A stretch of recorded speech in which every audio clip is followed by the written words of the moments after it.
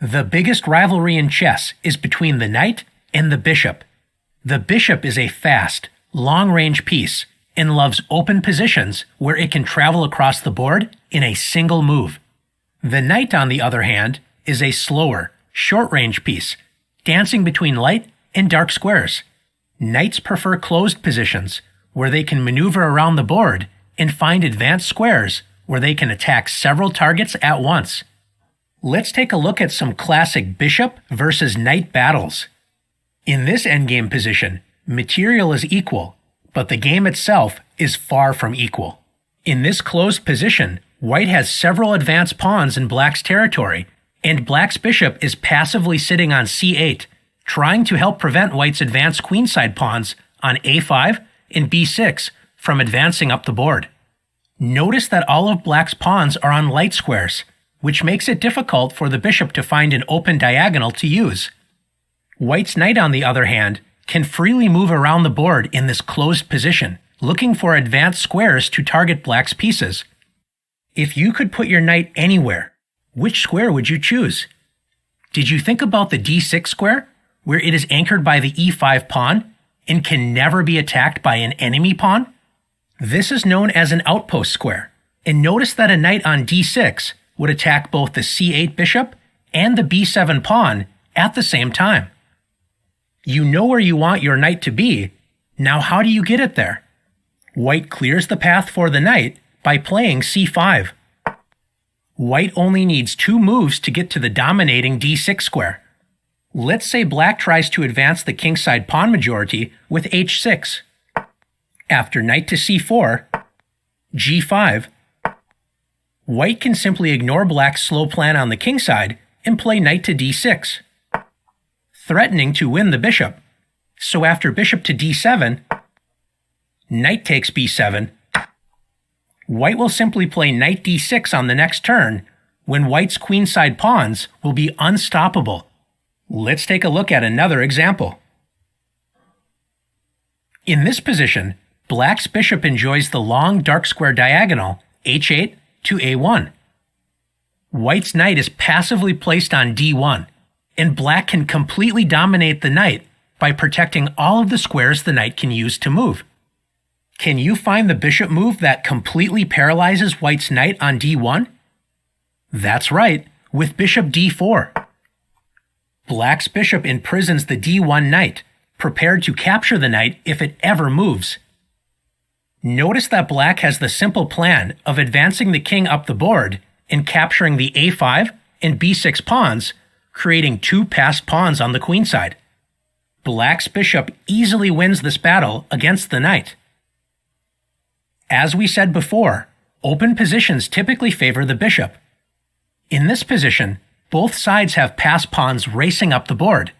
With black to move, black can promote first, but will rush to defeat after a2, h7, and a1 equals queen. Black promotes first, but the new queen is short-lived after h8 equals queen, skewering the king and the queen. Once the king moves, white captures black's queen. What should black have done instead? The bishop advantage in an open position is only a real advantage if you use it. In this position, black has the incredibly strong bishop to c2. It prevents white's pawns from advancing, and it also prevents white's knight from checking black's king. When there are pawns on 2 sides of the board, this is usually an advantage for the bishop because a bishop can control multiple sides of the board at once. By spending 1 move to eliminate white's counterplay, black is now easily winning after knight to g4 and a2. White plays knight to e3. White's knight desperately tries to eliminate the bishop in order to free the passed pawns. Black can simply ignore this threat and promote to a queen and win the game. But black can also play bishop to e4 check, moving away from the knight's attack and still preventing white's pawns from advancing. Black will promote on the next move and should win easily. Let's take a look at another position. When all of the pawns are on one side of the board, this usually favors the knight, as the knight is a short-range piece and is most effective when it only has to control one area of the board. Black's pawn on c4 is the key target. If white's knight can fork both the king and c4 pawn, white will win the pawn, and with it, the game. How can white's knight safely travel to d6 and fork the king and c4 pawn? That's right, with knight e8. And after bishop e2, knight d6 check, white forks the king and c4 pawn, forcing the black king to move away its protection of the c4 pawn. After king b6, knight takes c4 check, white creates a passed pawn and will likely pick up black's last pawn on b3 with a winning game. Let's take a look at another position. In a bishop versus knight battle, it is important for the knight to find an active post where it can control multiple key squares. White plays knight to b4, with the plan of centralizing the knight on d5. When fighting against the knight, you should do your best to prevent it from finding good, advanced squares to land on, such as the d5 square. Can you see how you can prevent white's knight from becoming active? That's right, with e6. Now that the knight is denied access to advanced squares in black's territory, black's bishop on e5, enjoying the long diagonal, is the much better piece. After knight to d3, white hopes to trade the less effective knight for black's bishop, but is disappointed after bishop to d4. Black's bishop dominates the dark squares in white's territory, which gives black the better game. Let's take a look at a similar position, but with a couple of differences. Notice that black's pawn has moved to e5 and black's bishop is on g7. These two differences are enough to swing the bishop versus knight battle to white's advantage. Black's bishop is now passive, blocked behind the several pawns on dark squares. White's knight has the great outpost square d5 and leaps at the chance to move there with knight to b4. Black's best chance is to try and advance the h6 and g5 pawns up the board, taking more space and opening up some dark squares for black's passive bishop. A big mistake for black is to play a5. This move is a mistake, not only because it forces white to move the knight to a square where it wanted to go anyway, the d5 square. By moving the a6 pawn, notice the b5 square is a new outpost square that the knight can use later in the game.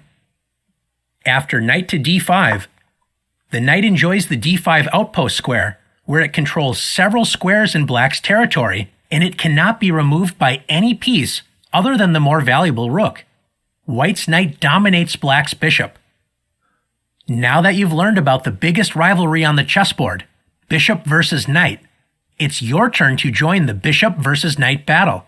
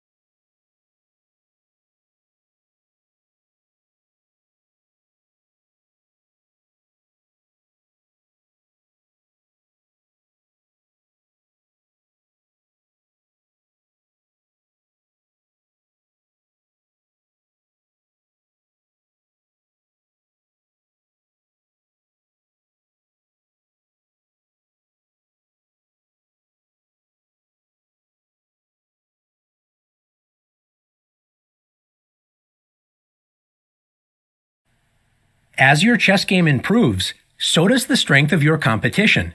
When your opponent is no longer dropping material or falling for easy traps, it's not so easy to win.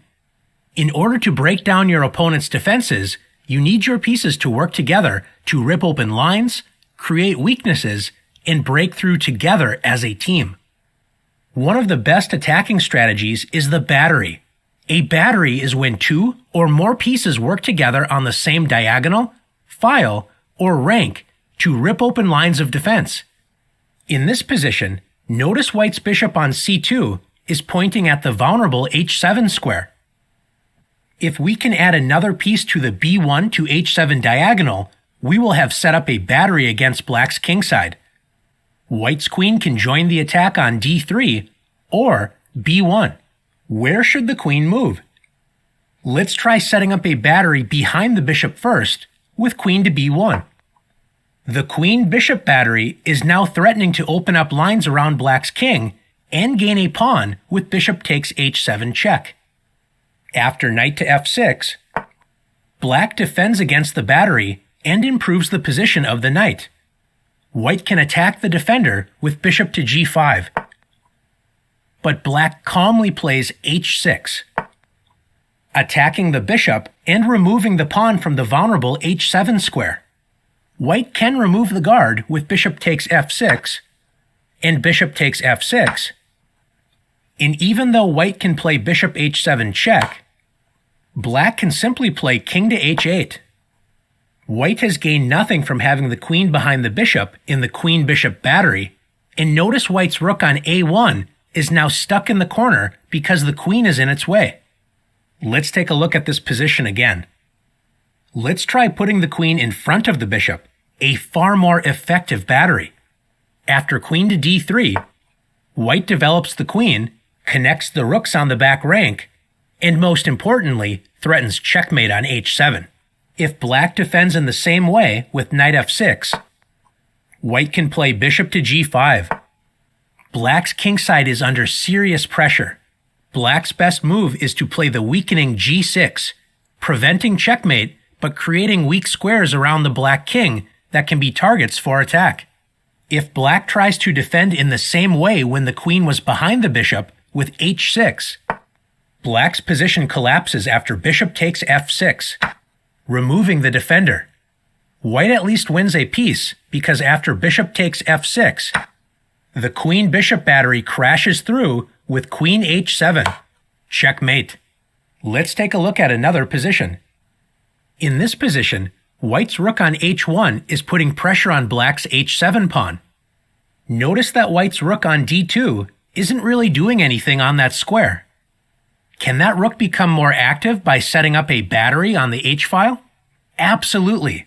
After rook d to h2, Black is in trouble as White is threatening to break through the defenses by playing bishop takes f6 and then rook takes h7. Black does not have a good defense against this threat, as h6 still runs into bishop takes f6, g takes f6, and the rook battering ram crashes through Black's defenses with rook takes h6. Let's take a look at another example.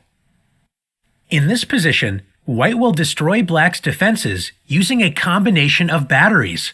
White first uses the queen-bishop battery to attack Black's important dark square defender of the king, the bishop on g7. After bishop to h6, White has the simple plan of capturing Black's bishop and then bringing the queen into the attack using the h6 square. If Black plays knight takes d4, hoping to distract White's queen from the attack, White simply ignores Black's knight and plays the powerful bishop takes g7. If Black recaptures the bishop with king takes g7, White's queen leads the attack with queen h6 check, and after king g8, White attacks the guard of the h7 square, the knight, with g5. If Black tries to break up the queen-rook battery with knight h5, White rips open Black's kingside defenses with the sacrifice rook takes h5. And after g takes h5, can you see how White can break through Black's defenses?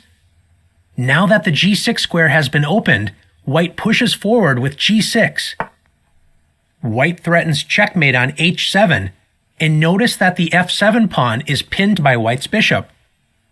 After h takes g6, White finishes the attack with queen takes g6 check, taking advantage of the pinned f7 pawn. After king h8, queen takes h5 check, king g7, queen g5 check, Black is forced to the h-file. After king h7, rook h1 check, and bishop h3. White wins the game with rook takes h3. Checkmate. If Black doesn't capture the dark squared bishop and captures another piece with knight takes b3, White's kingside attack is unstoppable after queen h6. White threatens bishop takes f6, when the queen-rook battery destroys Black's defenses. Let's explore one more idea together. One of the most dangerous batteries is the queen and 2-rook battery. There are several ways to arrange this battery. Which setup is best? It depends on the position, but in general, the queen is not a great piece to lead the battery if a sacrifice is necessary. In this position, notice that White would have to sacrifice the queen in order to open up the g-file, which is too much material to offer if there isn't a clear winning line of attack. Often the best arrangement is a rook, queen, and rook battery. The first rook can be used as a battering ram to blast open defensive lines, which then opens up the great attacking powers of the queen. In this position, White can play rook takes g7. The rook is untouchable, as knight takes g7 would allow mate in 1 with queen takes g7.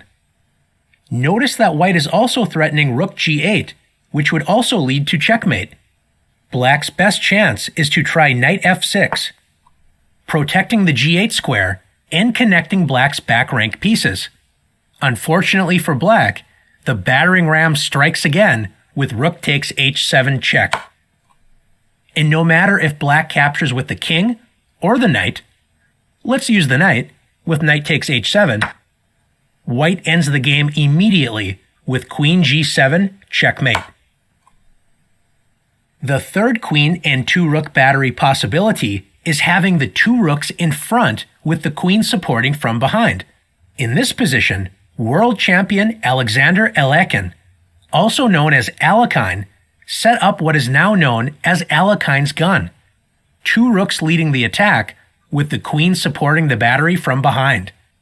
White has a lot of pressure on the c-file against Black's pinned knight on c6. White plays the strange-looking rook to c3. Why would White play this move? We'll soon see. After queen to d7, Alekhine's opponent, Grandmaster Aaron Nimzowitsch, may have felt confident that he had enough defensive resources to keep his position safe.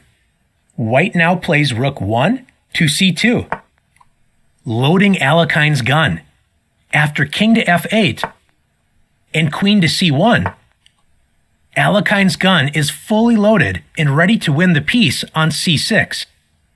After rook b to c8, Black has 4 defenders versus White's 4 attackers against the c6 knight. Alekhine's next move decides the game. He played the quiet bishop to a4. Since the c6 knight is pinned, Alekhine is ready to win the knight with b5. There is not a good way to prevent this plan, and Nimzowitsch soon resigned.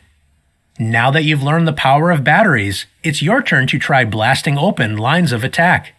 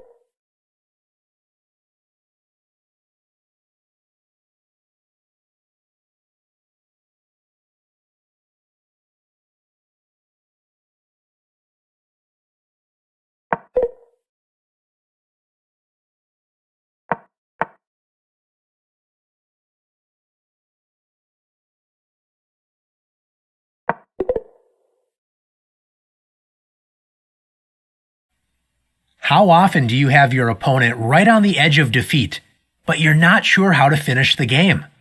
This happens to all of us, especially in endgames. In rook endgames, if you are able to get a rook on the 7th rank, your opponent is usually in trouble. If you're able to get 2 rooks on the 7th rank, look out. 2 rooks on the 7th rank are incredibly powerful, and they are known as pigs on the 7th because they capture everything in their path.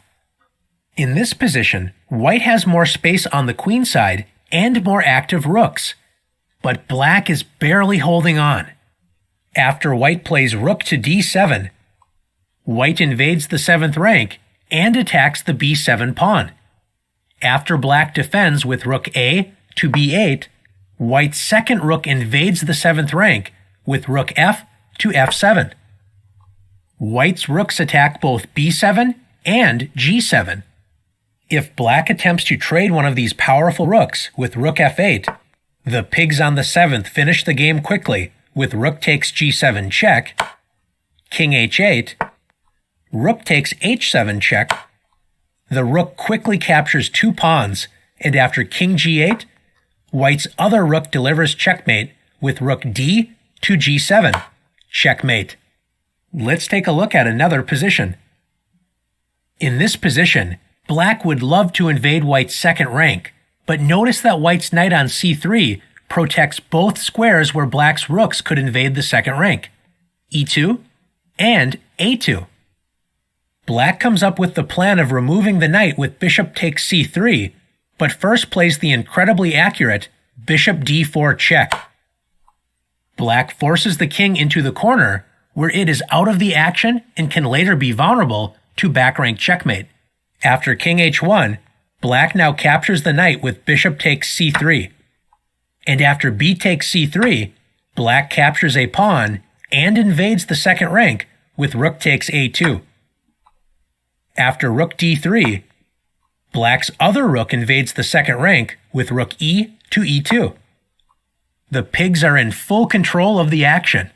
After rook to g1, black has several good ideas, including the simple rook to a4, which wins a 2nd pawn. Let's take a look at one more example together. With white to move, white has a comfortable position with a healthy 2 versus 1 pawn majority on the queen side, compared to black's 3 versus 2 pawn majority on the king side that is restricted by the doubled g pawns. White's best plan is to play rook to c2, preventing black's rooks from invading the 2nd rank, and then trying to advance the queenside pawn majority up the board. Instead of this, white gets excited to get pigs on the 7th rank with rook to c7. White expects black to defend passively with rook to b8. When after rook d to d7 and rook g8, white dominates the game after rook takes b7. White's 2 connected passed pawns should win the game. Let's return to the position after white played rook to c7. After rook to c7, black should not play passively.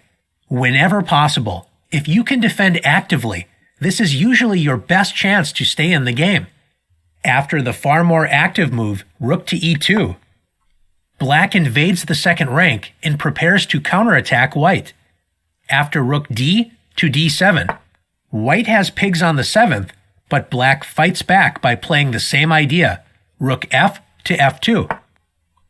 Even though white attacks first with rook takes g7, black will always at least have a perpetual check with rook g2 check, king to f1, rook g to f2 check, and white cannot escape the checks after king g1 and rook g2 check. Black saved the game by using active defense. After learning about the strength of the 2 rooks on the 7th rank, it's your turn to use pigs on the 7th.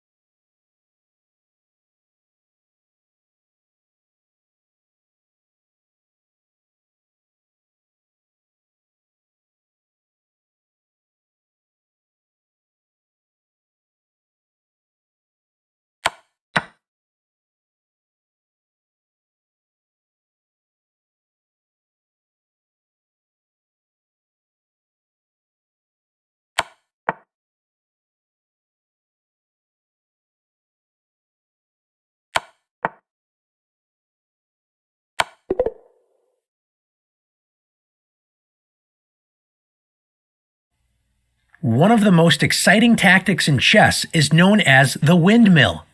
Just like the blades of a windmill, this tactic goes around and around, destroying everything in its path. In this position, Mexican Grandmaster Carlos Torre has the white pieces against former world champion Emanuel Lasker. White's rook on g3 is lined up with black's king on the g-file. White would love to open up this rook and attack the g7 pawn with bishop to f6, but notice that black's queen pins the bishop to white's queen on the 5th rank. Grandmaster Torre teaches us that we must look deeper than just the surface of a tactic and plays the incredible bishop to f6. White sacrifices his queen, but knows he will regain it with a winning position using the windmill tactic. After queen takes h5, in rook g7 check, black's king is forced to h8. This is the beginning of the windmill tactic. White could regain the queen with rook to g5, discovering a check on the king, but there is a much stronger move. White played rook takes f7 check. White captures a pawn and discovers the bishop attack against black's king. After king to g8, white's rook returns to g7 with rook g7 check, forcing black's king to move to a discovered attack square with king to h8. As you can see, a windmill tactic can have an endless number of discovered checks. White uses this tactic to gain as much material as possible after rook takes b7 check. Black is forced to play king g8, and the windmill returns with rook g7 check. After king h8, white decides not to capture the a7 pawn because it would open up the a-file for black's rook. Grandmaster Torre regains his queen and ends the windmill tactic with rook g5 check. And after king h7, rook takes h5, black does get to fork white's rook and bishop with king g6. But after rook h3, king takes f6, white plays rook takes h6 check. After Torre's incredible windmill tactic, white is now up 3 pawns. Winning this position was no challenge for a player of Torre's strength. Let's take a look at another example of the windmill. In this position, black appears to be in serious trouble. Not only is black down an incredible amount of material, white is also threatening checkmate on the next move with bishop takes g7. Unfortunately for white, black has the incredible windmill tactic that will destroy most of white's pieces. The windmill attack begins after rook g3 check. The discovered check forces white's king to h2. And after rook g2 check, king h1, black gains another pawn with rook takes g4 check. And after king h2, let's watch the windmill destroy all of white's pieces on the 2nd rank after rook g2 check, king h1, black captures a pawn with rook takes c2 check, and after king g1, rook g2 check, king h1, black now wins a bishop after rook takes b2 check. King g1, rook g2 check, king h1, black wins another pawn with rook takes a2 check, and after king g1, black concludes the windmill tactic with rook takes a1. Black went from what looked like a hopeless position to a completely winning position. Let's take a look at one more example together. In this position, white is currently down a rook, but white's dark-squared bishop and rook on g1 put great pressure on the g7 pawn, directly in front of black's king. Black's queen on h6 does defend that square, so white wants to remove the queen as a defender of g7 and plays the incredible queen h3. This deflection tactic distracts black's queen from its defense of g7. After queen takes h3, in rook g7 check, after king h8, white could play the discovered check rook to g3 to regain the queen immediately, but remember, black was already up a rook, so this wouldn't make the most of the windmill tactic. After rook takes f7 check, and king g8, we see the familiar windmill setup again with rook g7 check and king h8. It is tempting to automatically play rook takes d7, discovered check, and continue the windmill tactic. But now that the pawn on f7 has been captured, do you notice that white's bishop on b3 is pointing at the g8 square? This means that white's rook can end the windmill and deliver a discovered double check, checkmate, with rook g8. Checkmate. White's two bishops and rook work together to deliver a beautiful checkmate to end the game. Now that you've learned the power of the windmill, it's your turn to give it a try.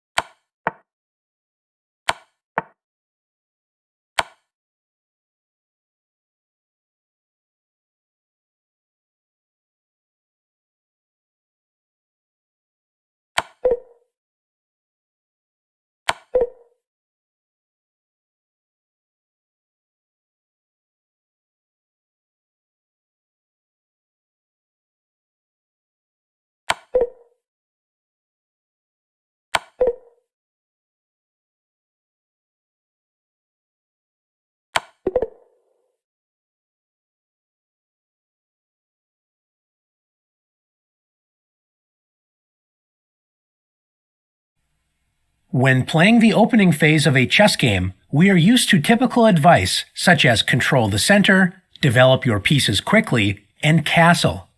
In the endgame, we can also learn typical guidelines to help our play, including don't rush, activate your king, and rooks belong behind passed pawns. Let's take a look at some endgame positions and learn how to best handle each situation. One of the most important endgame guidelines is don't rush. In this position, white has 2 connected passed pawns and should win the game. Although black has no chances to win, always look out for your opponent's counterplay that could ruin your winning game. White decides to rush forward with b6. White has no sense of danger in this position. Notice the pawn on b6 is on the same diagonal as white's king on d4.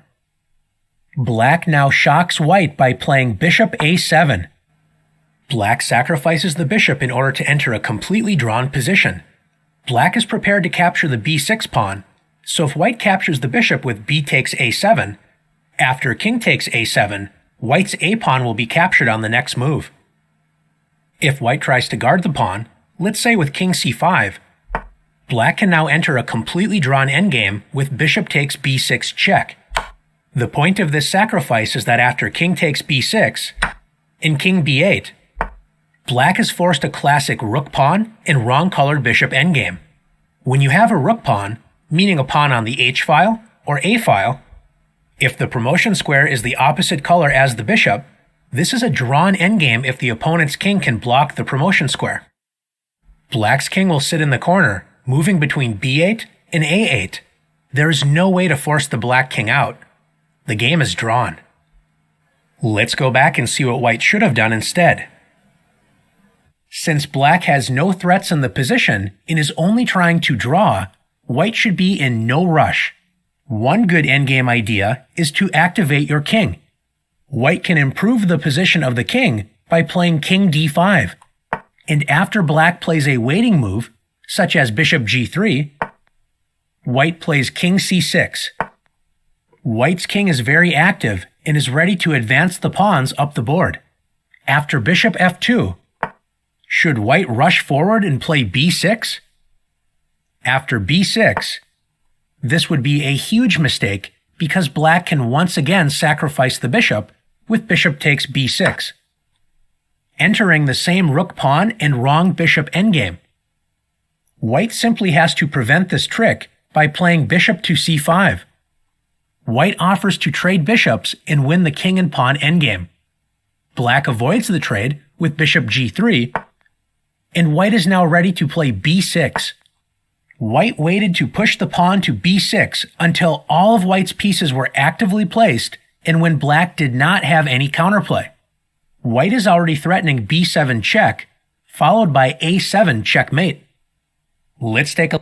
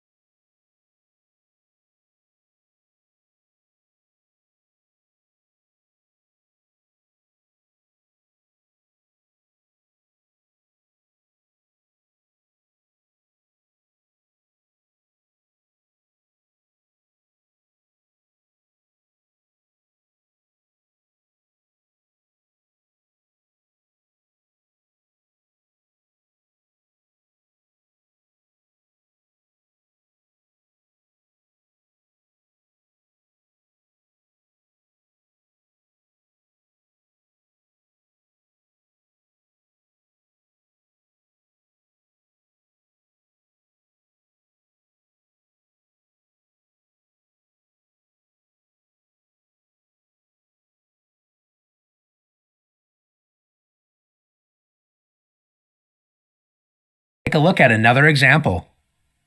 In this position, both sides have two connected passed pawns, and it looks like a difficult endgame battle lies ahead. With white to move, rather than rushing to figure out what to do, it is always useful to ask, what does my opponent want to play? Black could advance a pawn to a4, or develop the knight to c6 or d7. Notice that all three of these moves are on the a4 to e8 diagonal.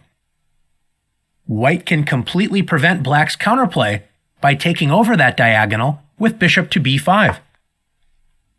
By preventing Black's counterplay, White's plan to advance the two passed pawns with the help of the king now becomes much stronger. Let's take a look at another position. In this position, both sides have equal material. White's bishop on c5 is active, and Black's knight does not have a good way to move into White's position. You may think White's position is better, but one of the most important endgame tips to remember is that the king is an active piece. When most of the danger has been removed from the board, the king can become the strongest endgame piece. Notice that White has an unprotected pawn on a3, and Black's king has a clear path to attack it. White's king, on the other hand, may have been safely tucked in the corner earlier when queens and rooks were on the board, but now it is poorly placed for the endgame. After king f7, Black's king marches toward the weak a3 pawn. White tries to activate the king, and after king g1, king e6, king f2, and king d5, if White continues to try and bring the king to the defense of the queenside pawns, Black's king will win the race.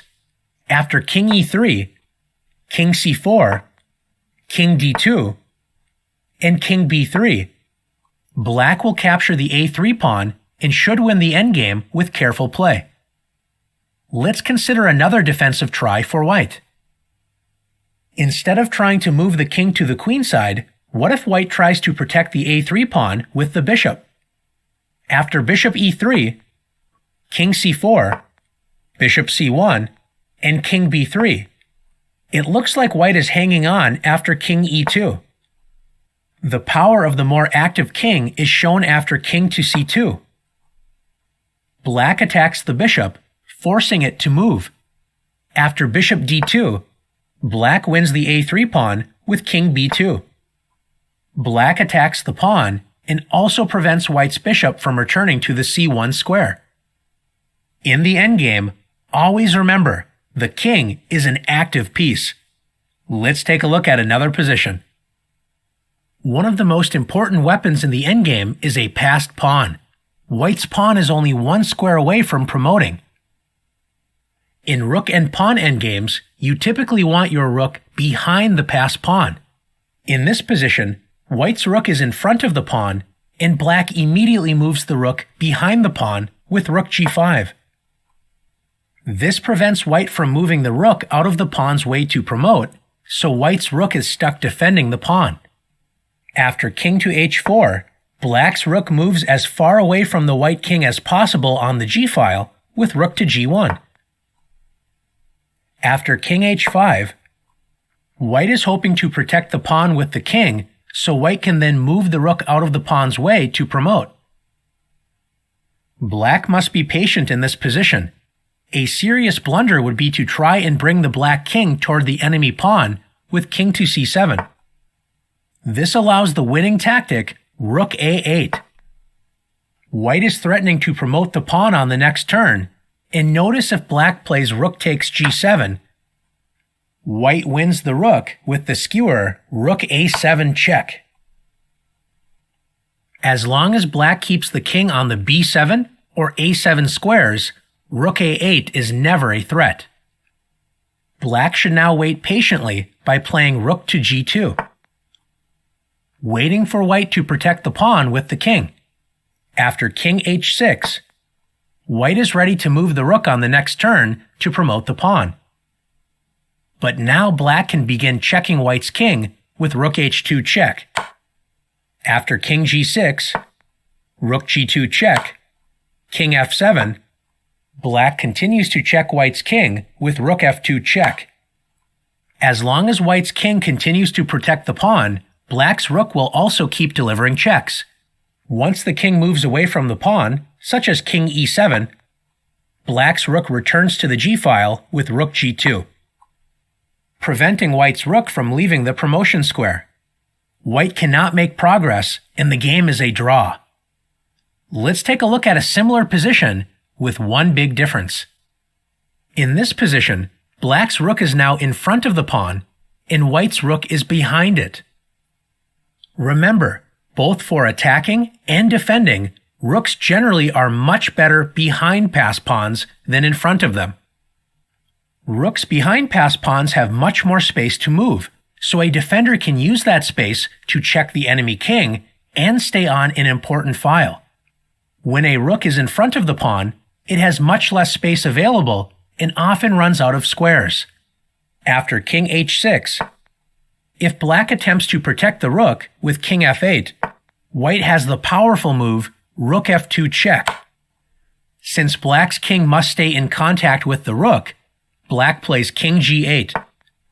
And now white can win the game by playing rook a2. White is threatening checkmate on a8, and there is no good defense for black. After king h6, if black retreats with rook g8, white's active king marches forward with king h7. Black's rook runs out of squares to defend against white's pawn.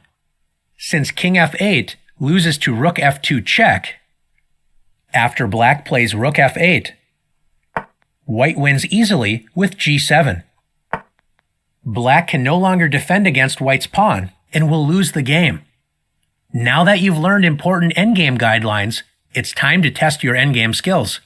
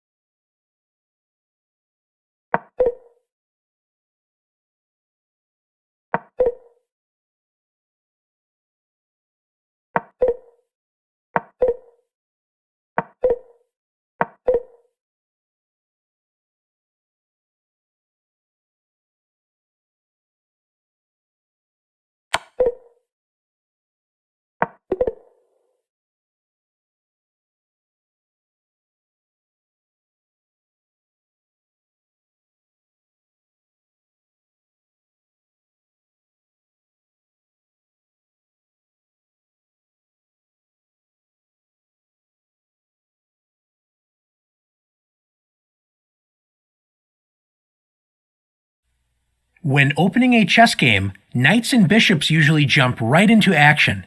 The rooks often have to wait, limited to helping pawns advance up the board, waiting for their chance to enter the game. Sometimes, rooks only find their full strength in later middle game and end game positions, when more pieces get traded off, clearing space for the rooks to move across the board.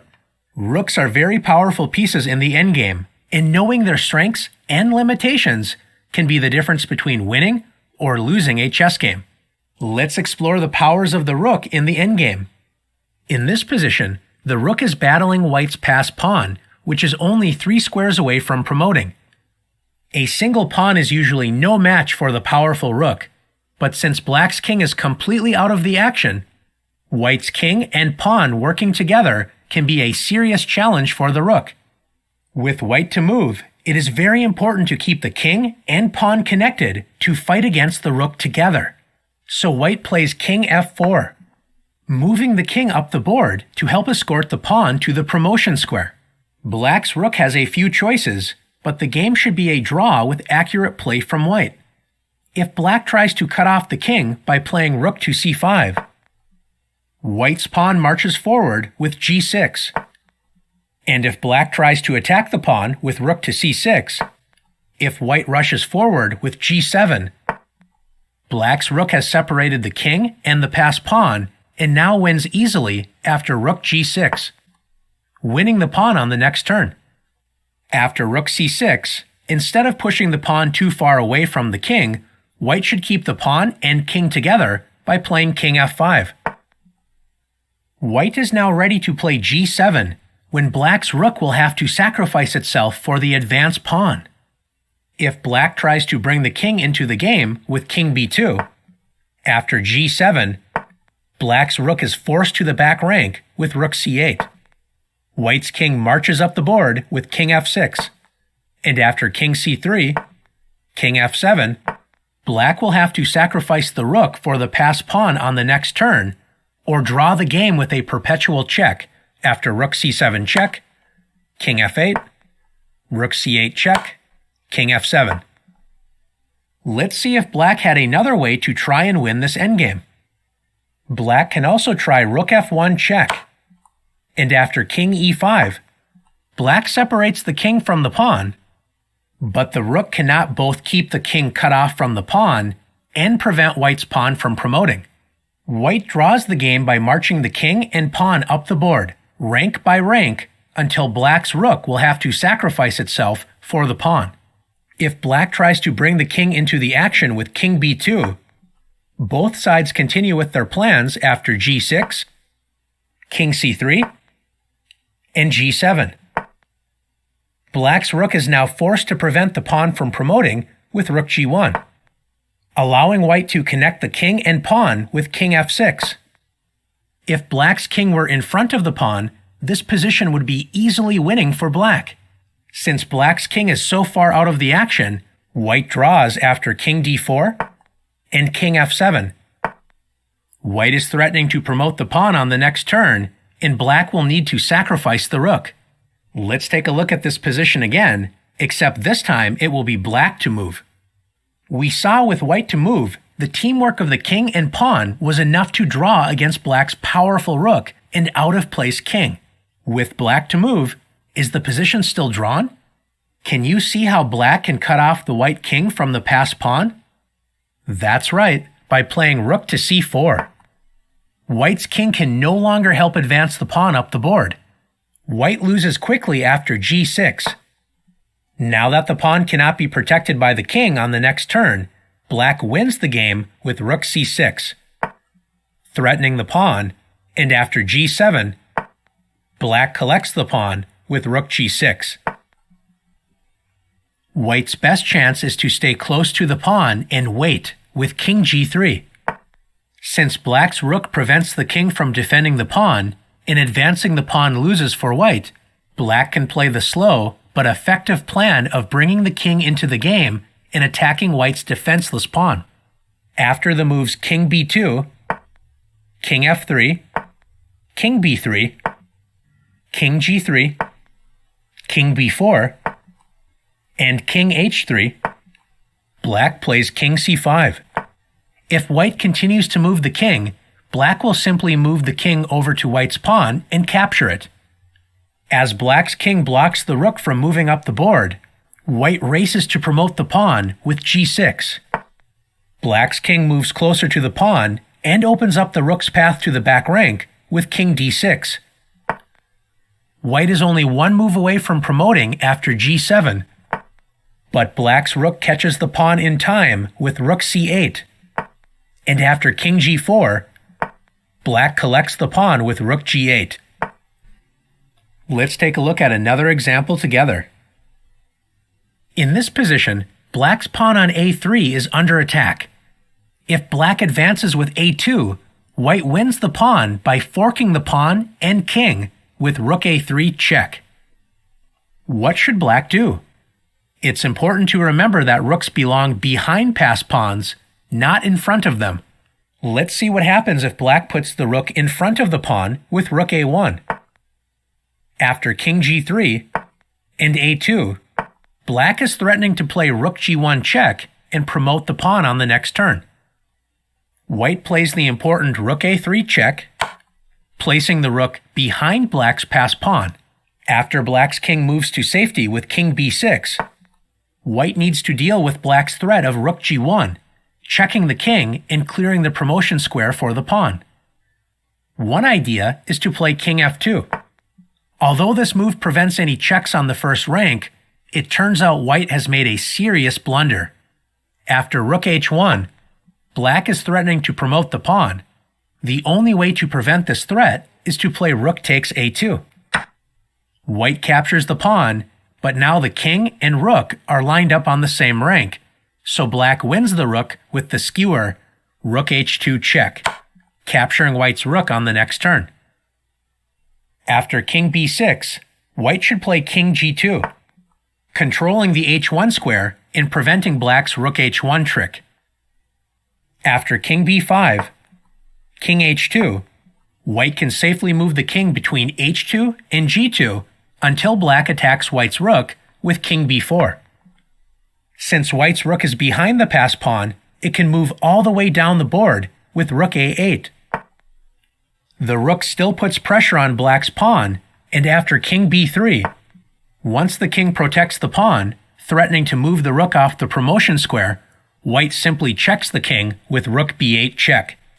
If black tries to protect the pawn, white's rook will continue to check the king. If the king moves away from the pawn, such as with king c3, white simply returns to attacking the pawn with rook a8. Black cannot make progress, and the game is drawn. Since moving the rook in front of the passed pawn did not work out for black, a much better idea is to put the rook behind the passed pawn, starting with rook d4 check, gaining a tempo against the king to place the rook behind the pawn. After king g3, rook a4, black is ready to advance the pawn, so white quickly blocks the promotion square after rook c1, a2, rook a1. As we saw in previous examples, an active king is very important. Both sides rush to bring the kings to the action after king b6, king f3, king b5, king e3, king b4, king d2, and king b3. Black is ready to play king b2 and force the rook to move, but white's king prevents this with king c1. Has white saved the game? Not if black forces the king away from the critical b2 square with rook c4 check. After king d2 and king b2, black forces the rook to move and will promote the pawn on the next turn. Can you make the most of the rook in the endgame? Let's see.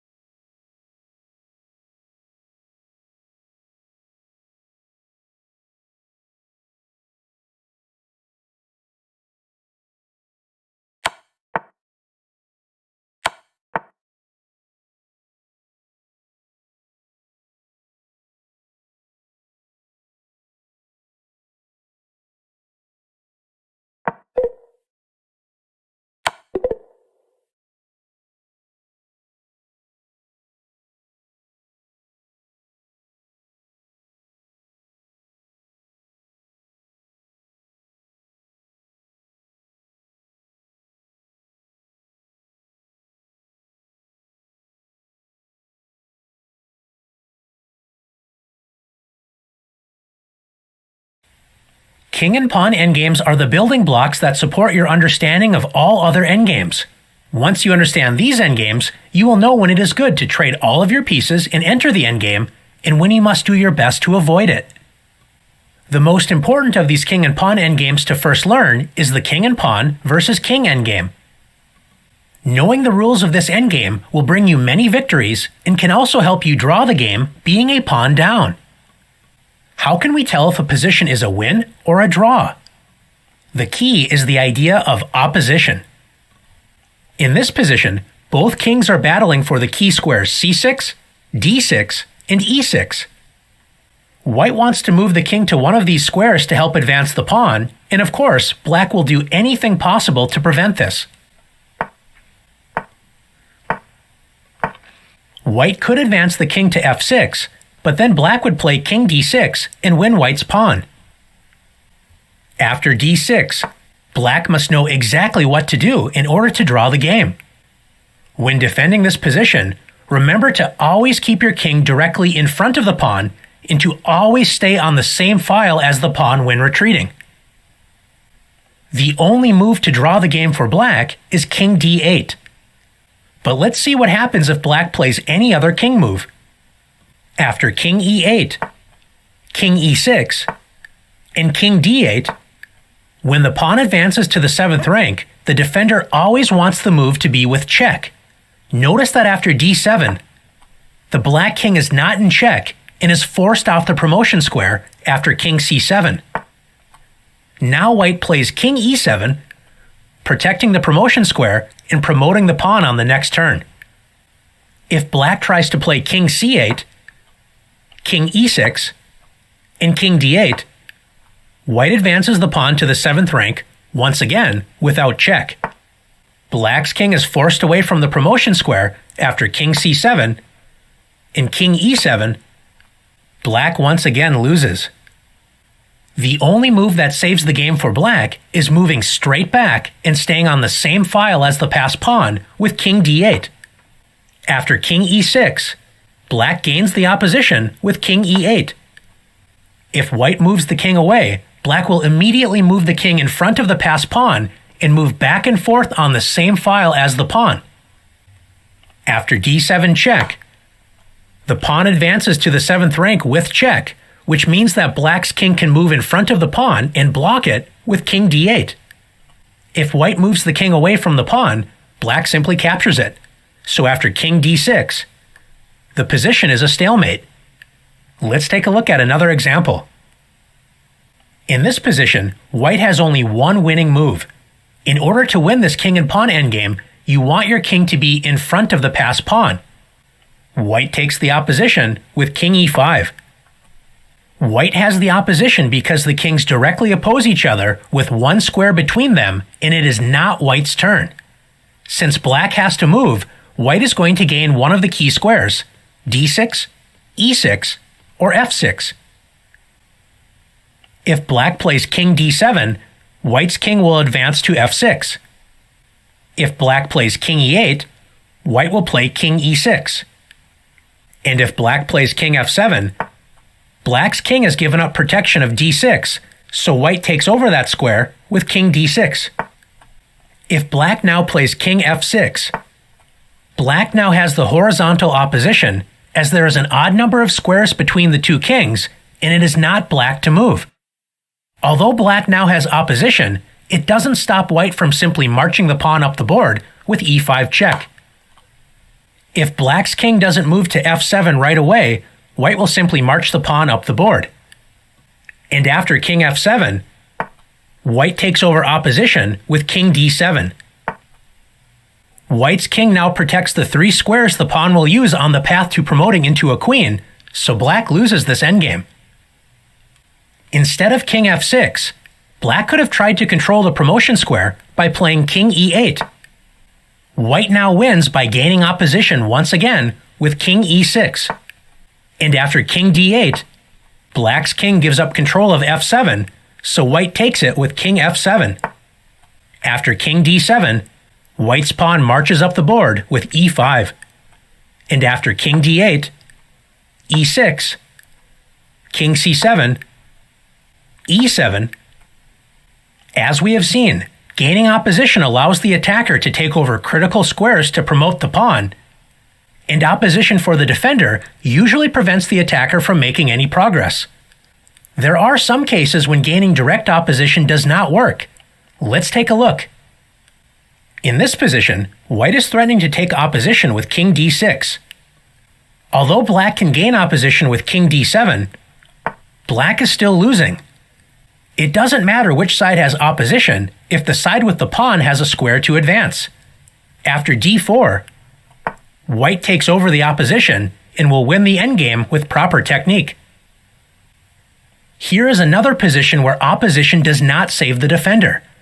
After king d8, even though the defender has opposition, if the side with the pawn can get the king on any of the 3 squares in front of the pawn on the 6th rank, in this case c6, d6, or e6, the side with the pawn will win no matter which side has opposition.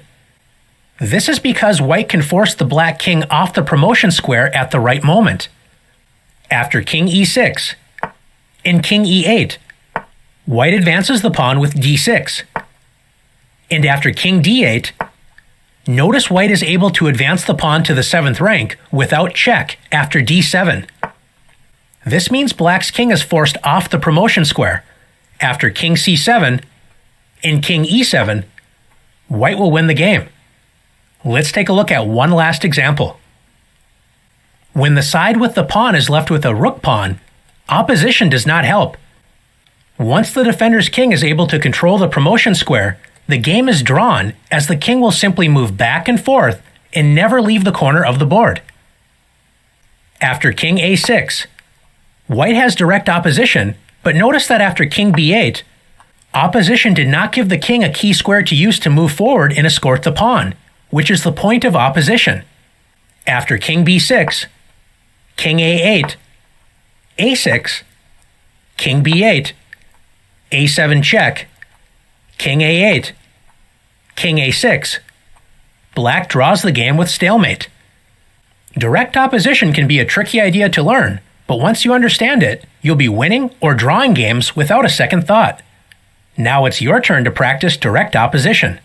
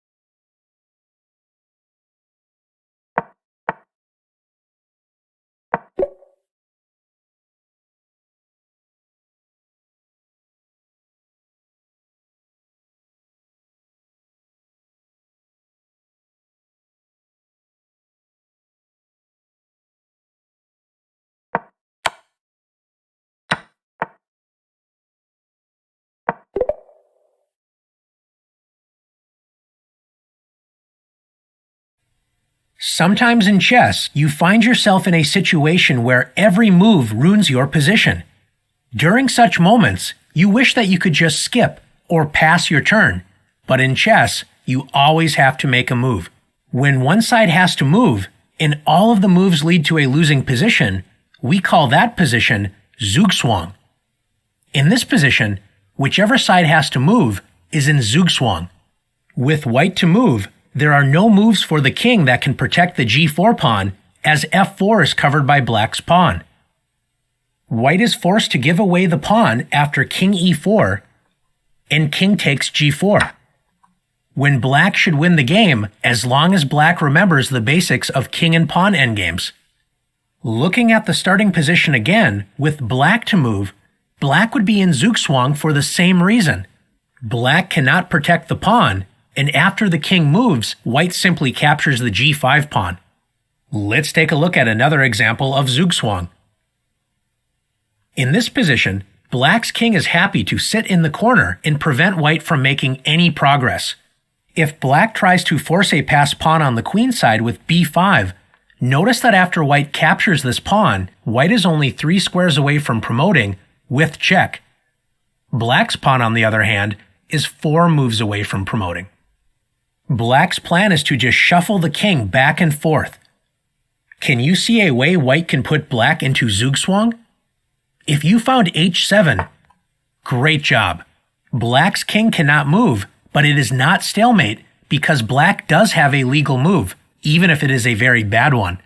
Black is forced to play b5, and after a takes b5, black loses the pawn race and with it the game after a4, b6, a3, b7, a2, b8 equals queen. Checkmate. Let's take a look at another example. Trying to win a rook versus bishop endgame can be very difficult if the defender's king is near the center of the board. In this position, white's king is stuck on the back rank, and after rook h1 check, white's only move to avoid checkmate is bishop c1. Using the idea of Zugzwang, can you find a checkmate in 2 for black? If you found any rook move on the first rank, great job. After rook g1, white's king is forced to move away from the bishop with king a1, when black delivers checkmate with rook takes c1. Let's finish this lesson by looking at perhaps the most famous Zugzwang position of all time. In this position, known as the Immortal Zugzwang game, Grandmaster Aaron Nimzowitsch has the black pieces against Grandmaster Friedrich Samisch. Black has a large space advantage, and all of black's pieces are far more active than white's army. Notice that white's queen is nearly trapped after rook 5 to f3. But after bishop takes f3 and rook takes f3, white's queen can escape with queen g5. Nimzowitsch wanted to avoid this, so he came up with a much stronger idea. Nimzowitsch played the very quiet but incredibly powerful move h6. After this quiet move, incredibly white is in Zugzwang. Black is now threatening rook 5 to f3, trapping white's queen. If white tries to make room for the queen to retreat, white's position will also collapse. For example, if white moves the dark-squared bishop to the only safe square, c1, white's knight on b1 will be captured by the bishop. Notice that the knight on b1 and the bishop on g2 do not have any safe moves without being captured. If white moves the e1 rook, say to c1, the e2 square is no longer protected by that rook, so black can win white's queen with rook e2. If white moves the other rook to its only available square, f1, black will simply capture the rook with the bishop. Since any other move will lose white's queen after rook 5 to f3, Grandmaster Samisch resigned the game. Are you ready to run your opponent out of moves using Zugzwang? Let's see.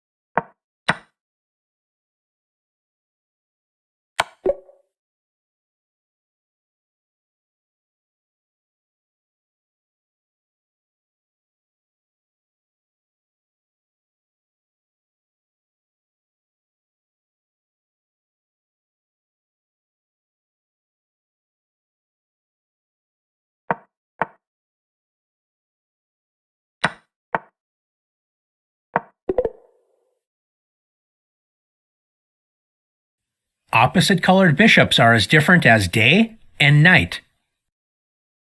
Opposite colored bishops always travel on the opposite color of the other bishop, so they never meet or attack one another.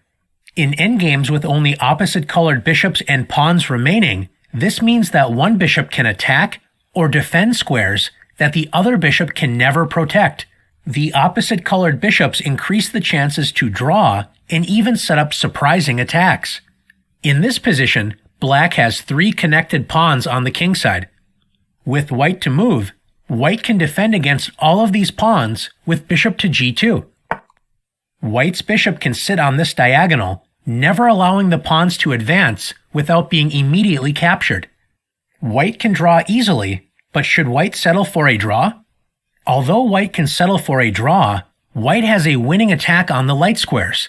Do you notice that on the other side of the h1 to a8 diagonal, black's king is completely trapped in the corner and stuck on a light square? White can play the powerful move bishop to h3. And after g2, white can ignore the pawn and play bishop to d7. Since the attack is on the light squares, black's dark squared bishop cannot help defend the king. So after black promotes with g1 equals queen, white wins the game with bishop c6. Checkmate. Let's take a look at some more opposite colored bishop endgames. In this position, black is down 2 pawns, usually a very bad sign in an endgame. But thanks to the opposite colored bishops, black can draw after bishop to d2. After king to g6 and bishop to g5, black's bishop controls the c1 to h6 diagonal, and with the black king blockading the passed pawn on c6, black simply has to move the bishop back and forth on the c1 to h6 diagonal to draw the game. White's light-squared bishop cannot help attack the dark squares that black's pieces are using to defend the position. Let's take a look at another example. When a bishop only has to protect a single diagonal, the defender has good drawing chances.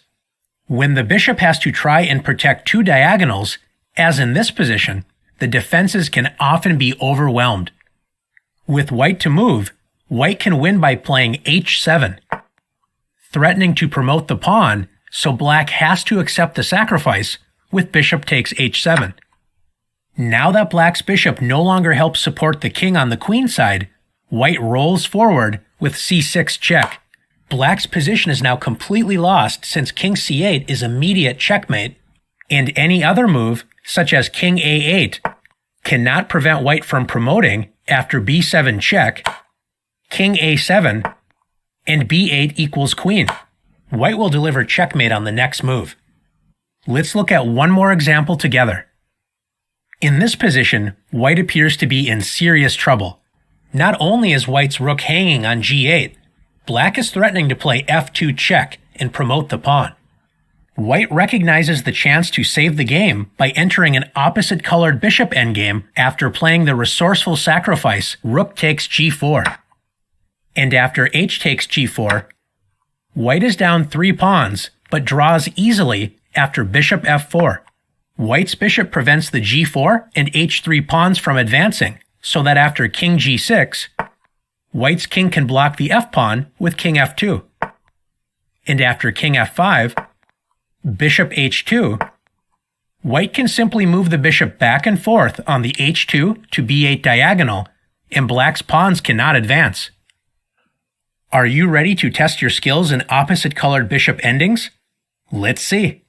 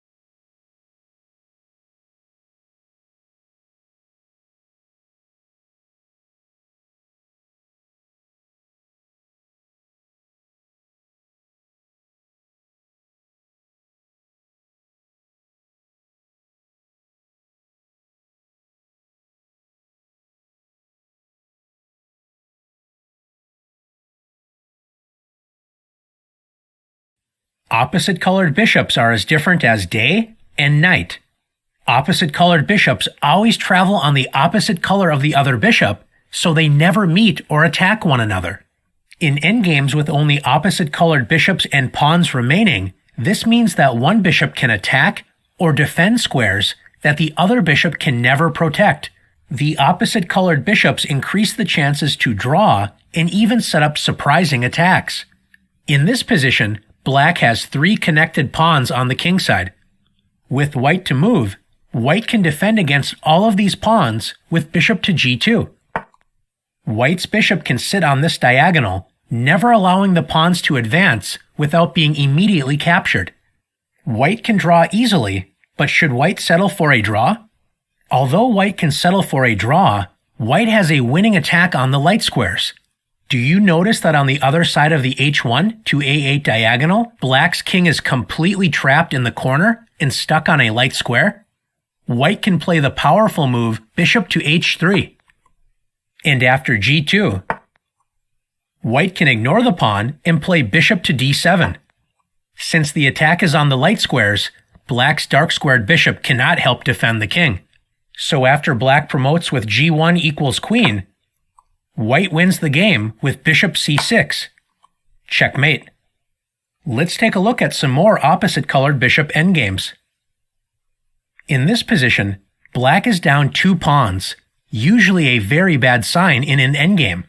But thanks to the opposite-colored bishops, black can draw after bishop to d2.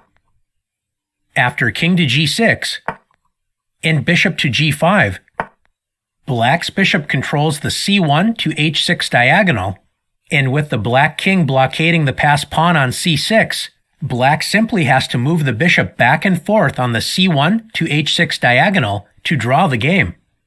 White's light-squared bishop cannot help attack the dark squares that black's pieces are using to defend the position.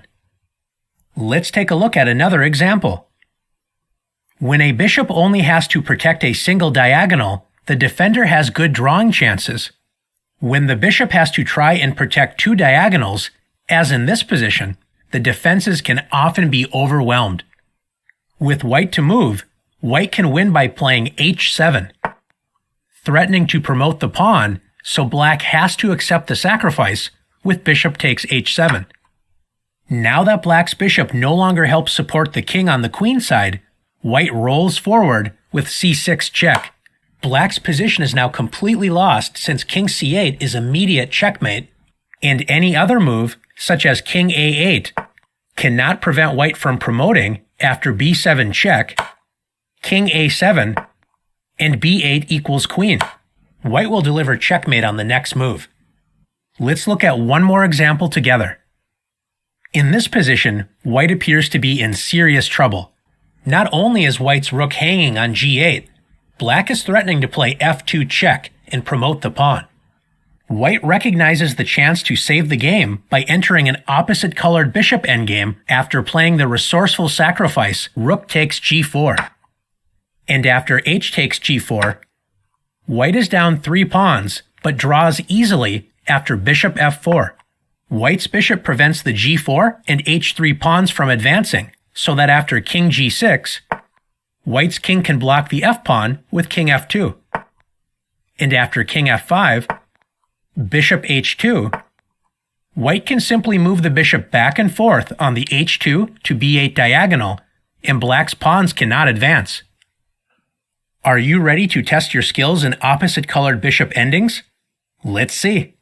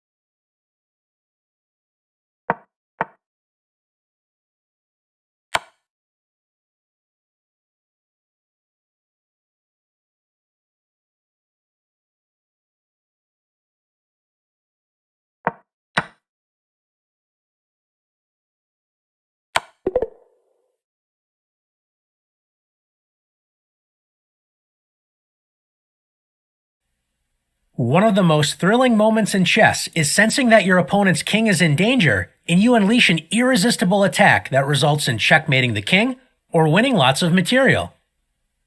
Defending these attacks can be very nerve-wracking, but surviving a dangerous attack can be a great feeling. Let's explore attacking and defending a king in danger. In this position, material is even, and both sides have kings shielded by pawns. Notice that black has doubled rooks putting pressure on the g3 pawn, but that pawn is protected by the f2 pawn and king on h2. White's rook on e1 is putting pressure on the e7 pawn, and it is only protected by black's king. This is a signal to attack that square. With white to move, white begins the attack on the weak e7 square with rook a7. Black's pieces are out of position to protect the e7 pawn, so black needs to advance the e-pawn. If black plays e6, since black's pawn on f7 is pinned by the queen, the e6 pawn is hanging after rook takes e6 check. If black plays king f8, white will simply double rooks on the 7th rank with rook e to e7. Notice all three of white's major pieces attack the weak f7 pawn. Black's position will collapse. If black plays king d8, black's king is stranded in the center and has practically no protection. White's queen swings over to the queenside and continues the assault on black's king with queen a5 check. After king c8, white brings a third piece into the attack with rook e to e7. Now that this rook protects the 7th rank, white is ready to win the game with rook a8 check. After king b8, trying to protect the weak a8 square, can you find a force mate in 2 moves? If you found the decoy tactic rook a8 check, great job. White lures black's queen to a8 after queen takes a8, and since the black queen no longer protects c7, white finishes the attack with queen c7, checkmate. Instead of playing e6, what if black plays e5? Since black's rooks are out of the action on the g-file and cannot help defend the king, white can rip open lines with the powerful sacrifice rook takes e5 check. If black doesn't accept the sacrifice and moves the king to d8, white will simply double rooks on the 7th rank, when black's complete lack of king safety will decide the game. After d takes e5, and queen takes e5 check, notice queen e6 loses to queen b8 check, with checkmate to follow. And after king d8, white finishes the attack with queen b8 check, forcing queen to c8, and queen d6 check, with checkmate on the next move. Let's take a look at another example. In this position, white has a powerful bishop-queen battery pointing at the h7 square. Black's position looks solid enough, as black has a knight on f6 guarding the h7 square, and that knight is protected by another knight and bishop. Believe it or not, black's king is in terrible danger because white has 2 pieces attacking black's knight on f6, the bishop on g5, and the rook on f1. After bishop takes f6, white removes the first guard of the h7 square and is threatening to play queen takes h7.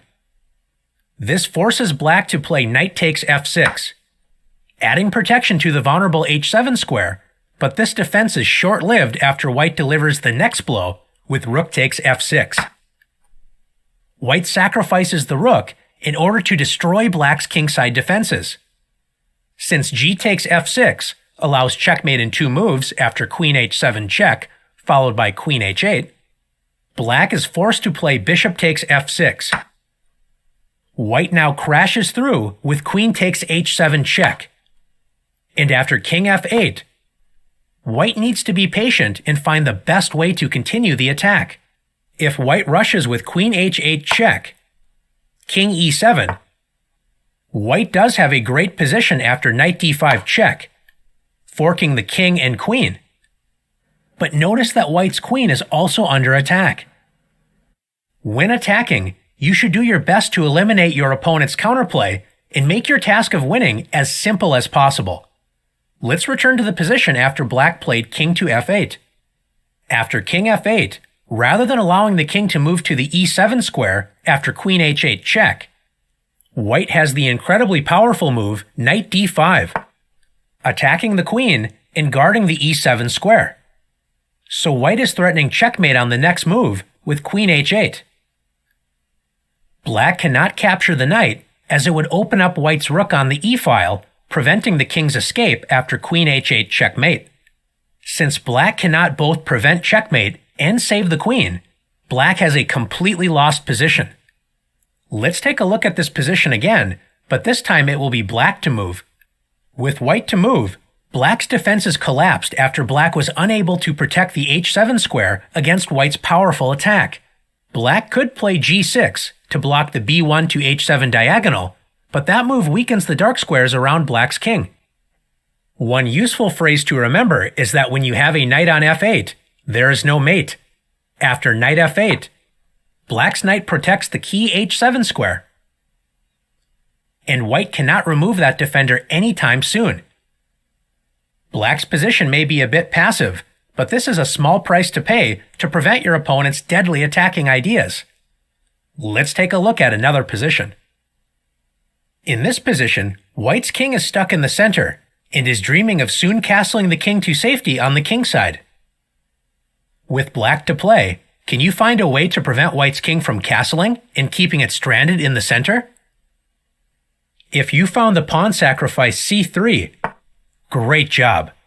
Black sacrifices a pawn, but opens up the light-squared bishop, trapping white's king in the center of the board.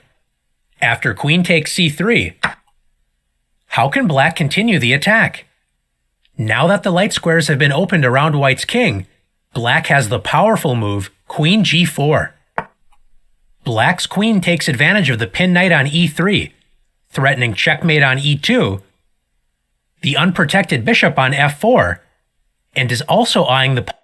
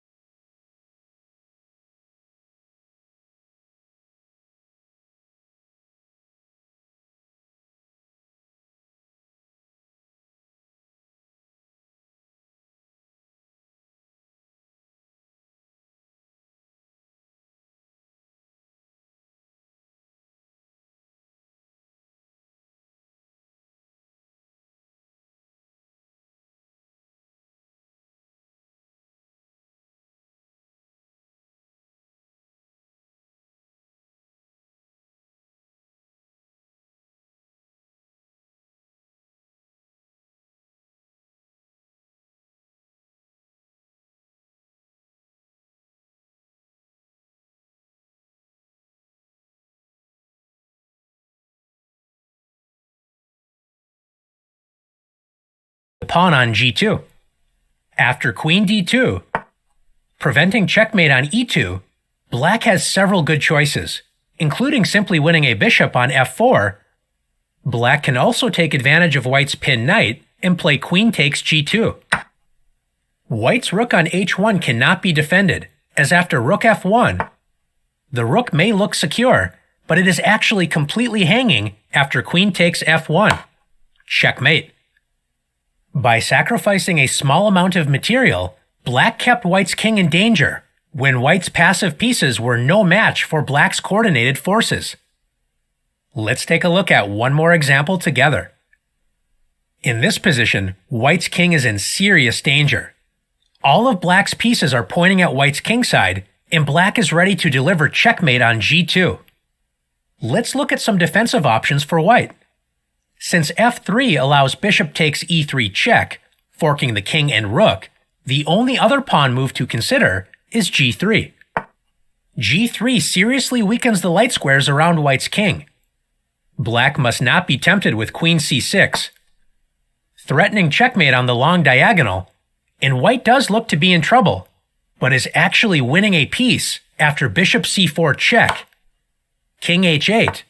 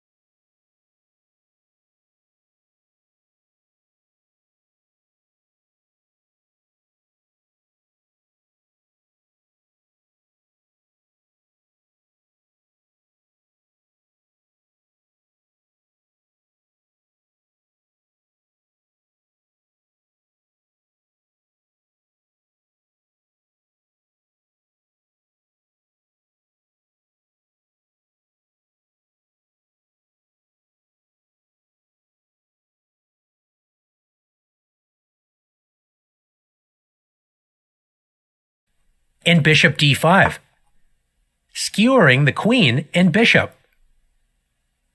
After g3, black destroys white's weakened kingside with the powerful rook takes e3. Black sacrifices a rook, but after f takes e3 and bishop takes e3 check, black's two bishops, rook and queen, all working together, overwhelm white's defenses. After rook f2, bishop takes f2 check, and king f1. Black finishes the attack nicely after bishop takes g3 check, discovering the rook's check on white's king. White's king cannot escape to the queen side after bishop f3, because black has a forced checkmate after rook takes f3 check, king e2, queen e4 check, king d1, and rook f1, checkmate. As we can see, pushing pawns in front of white's king led to disaster. Is the position hopeless for white? Let's take a look at the position more closely. So far, we have only looked at white reacting to black's attack by weakening the king side with pawn moves. What if white could force a trade of light-squared bishops? That would make white's position easier to defend. Since bishop f3 would simply lose a bishop after bishop takes f3, notice that the g2 pawn is pinned. Can you find another way white can try to force the exchange of light-squared bishops? Try to find an active move for white. If you found bishop c4 check, great job. White attacks black's king, and after king h8, white has the active defensive idea of bishop d5, blocking black's light-squared attack against the king. If black trades bishops, white's king is in far less danger. And after c6, black closes the diagonal, so white can play bishop to c4, preparing to attack black's kingside after bishop d3. Now that you've learned how to attack and defend a king in danger, let's put your skills to the test.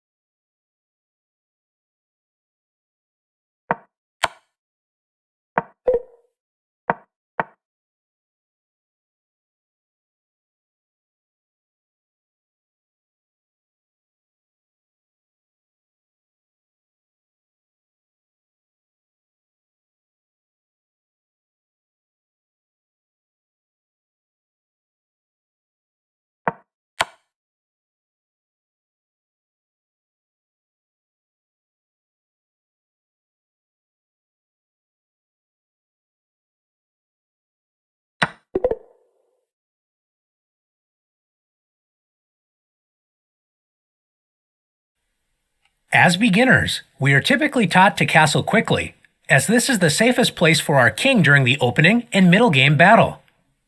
This is often true, but just because your king is castled, it doesn't mean your king is always safe from dangerous kingside attacks. Let's take a look at ways to attack the castled king.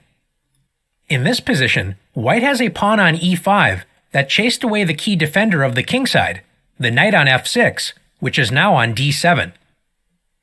Since there isn't a knight on f6, the only piece protecting the h7 square is the king. You might be tempted to play knight g5, joining the bishop in attacking the h7 square. This move would create a weakness after g6, but there is a much stronger attacking idea for white. In this position, white can play the Greek gift sacrifice. The Greek gift begins with the bishop sacrifice, bishop takes h7 check. White offers the bishop in order to lure the king to the h7 square.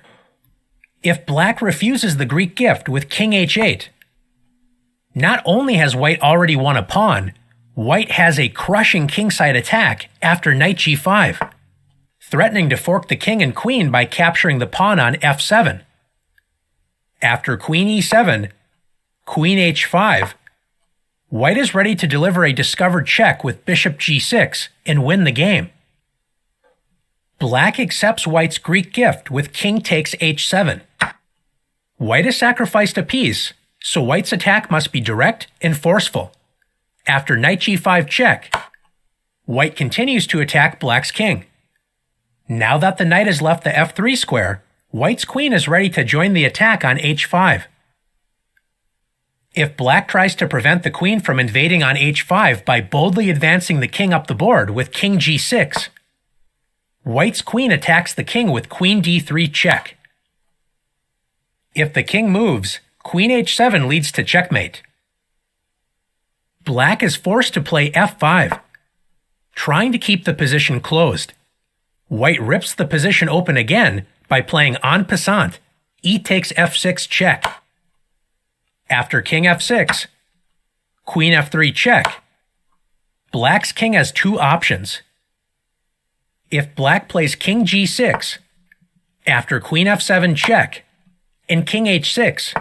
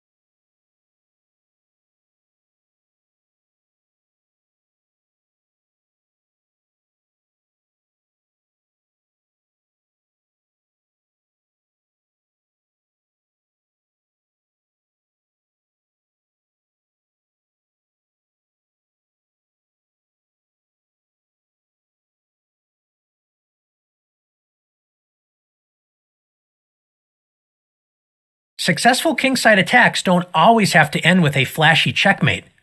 Notice that black's king is now on the same diagonal as white's dark-squared bishop.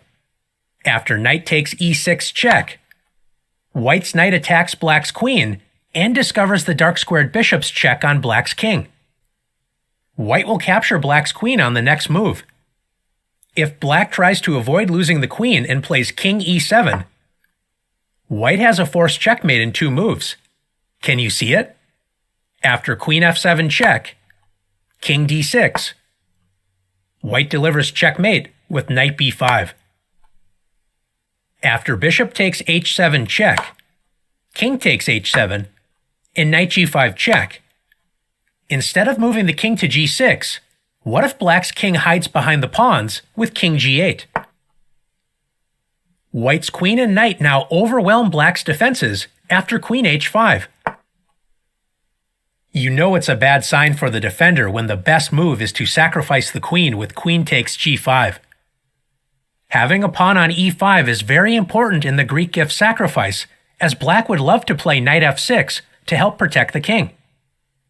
Since checkmate is being threatened on h7, black may try to give the king room to escape after bishop b4. Instead of forcing the king to f8 with queen h7, the simplest way to win the game is to destroy the black king's pawn protection by first playing queen takes f7 check.